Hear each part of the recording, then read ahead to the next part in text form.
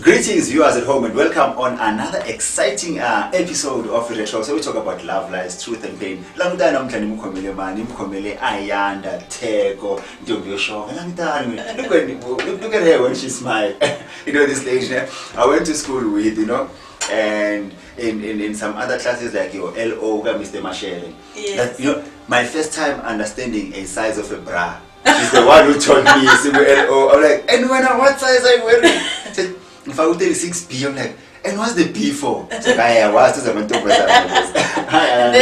you doing? I'm good on yourself. I'm alright. Okay, for my secret now. We started poetry, we wrote poetry together somehow at school. Man, can you tell the people at home, who are you? Okay, Ayanda, humble Ayanda. Humble Ayanda. Yeah, from a guy to Daveyton, like Sure. well, you guys don't know, now you do. And yeah, I've been through, a lot of things like poetry, dancing, hip-hop and all of that. But primarily today I'm here because of Mehlo Visions. Yeah. The new baby in the building. The new baby in the Shout out building. to everyone who's been with Ayanda. And it's over a decade ever since we spoke. It's been, yeah. And we started talking on Instagram, like, I'm on Instagram. And I was like, let me take my chances. You never know. And I hardly respond to Instagram, I was so happy when I saw you providing me with your number. I was like, yes. Wow. So I had to. Yeah. You saw now when I texted you, it was like very quick. Sure, I don't want to lose any. I'm like, this guy, the next thing he'll be disappearing. Yeah. So let me just. Listen, man, today we met here for a different reason. Yeah. Man, before we go to your company, you survived COVID-19. Yeah. Tell me the experience. What led you to go and test first? Like everybody else is stubborn. Sure. And because we have this thing already, I'm gonna die at the back of your mind, seeing everything that's happening around you. I just took it lightly. Sure. Yeah, when I got sick, we just got back from burying my grandmother.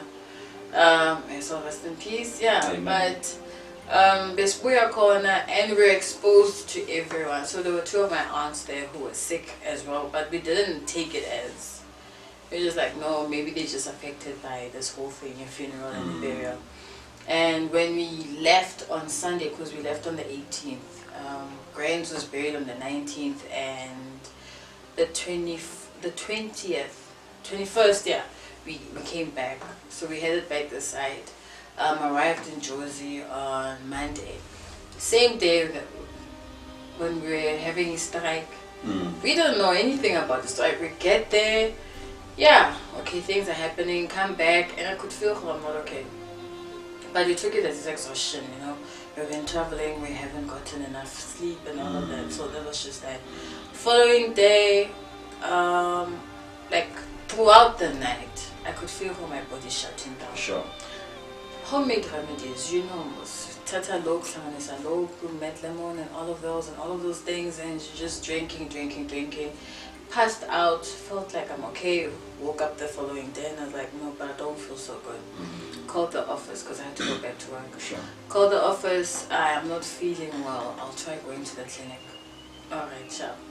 I don't know what was happening at the clinic, but I didn't go. Wednesday, I went. I worked, man. So long, get it busy. Homemade remedies. 2 weeks passed, I'm still coughing. Now the issue is it's no longer just the cough, it's the migraines, it's the chest pains, I'm struggling to breathe, I can't eat. Like, taste that issue is no longer there, but I'm eating, and all of a sudden I have runny tummy, I can't eat, I can't do this. And this lady on the 4th was like, man, why don't you get tested? Like, nah, man, it's just a minor thing. It will pass. Oh, no, I think you should. That night, when she said that, after speaking to her, that night I didn't sleep. I struggled sleeping, it was coughing, started vomiting. I couldn't eat, I couldn't do anything. And spoke to one of my friends on Sunday. And the dude is like, I've been saying go get tested. You're not going to work. Now I'm stressed out because I know what's happening at work because we've been suffering from backlogs and all of those things. So give me the numbers of your managers. I will call them. I thought he's joking.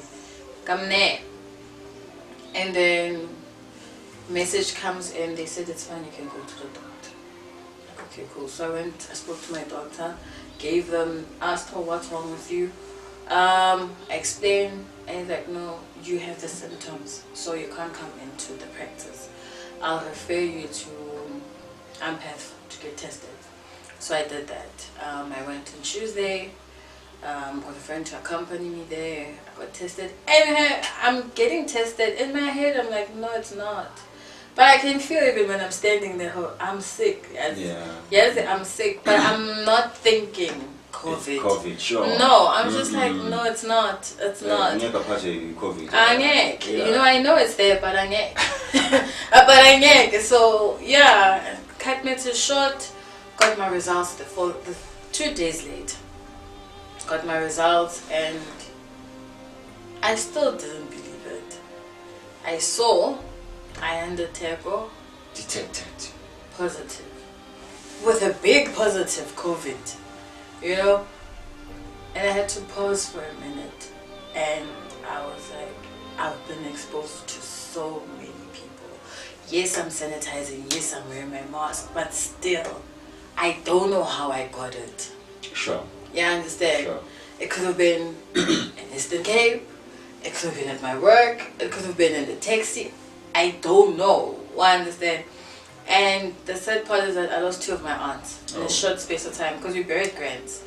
My aunt, when we were this side feeling sick, they were admitted. One of them tested positive and she passed on. Oh man. Sunday that she was being buried, same Sunday as she was being buried, my other aunt as well passed on. Positive as well. So that on its own just killed me. I was like, okay, I think it's high time you start getting your things together. Because people around you are dying.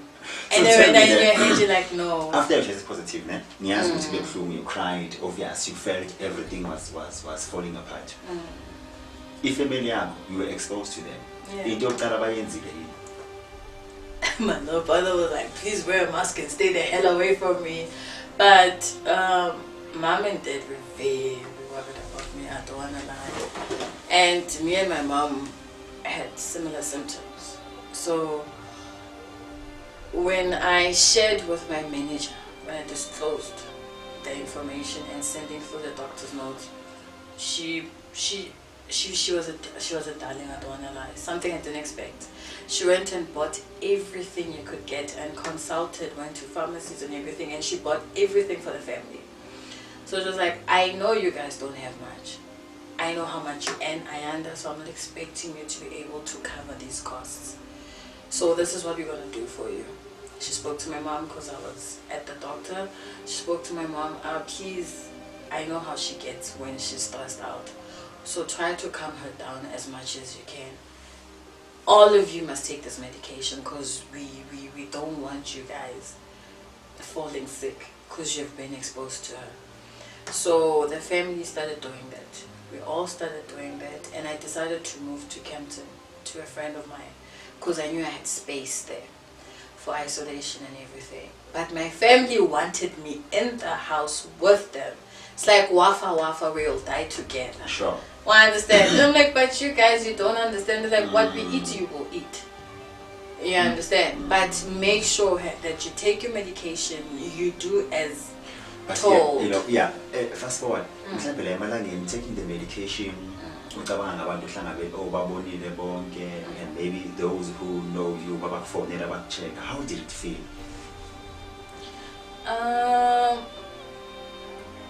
With that, actually, I appreciate all the love I got.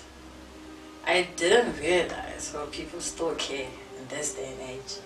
Yeah, I understand. It was genuine, to be honest. It was very genuine. People came out. People assisted, even with the testing, because it's not free here. Sure. They assisted. Some paid for me testing, getting my results. Some paid for my medication, and people was just they were just checking through. Are you good? How are you feeling? What do you need? Can we come through? what's happening, what are you doing to keep yourself going, alive. Don't stress about it. People do recover from this. Don't look at just the deaths, the number of increase and all of those things. Focus on you.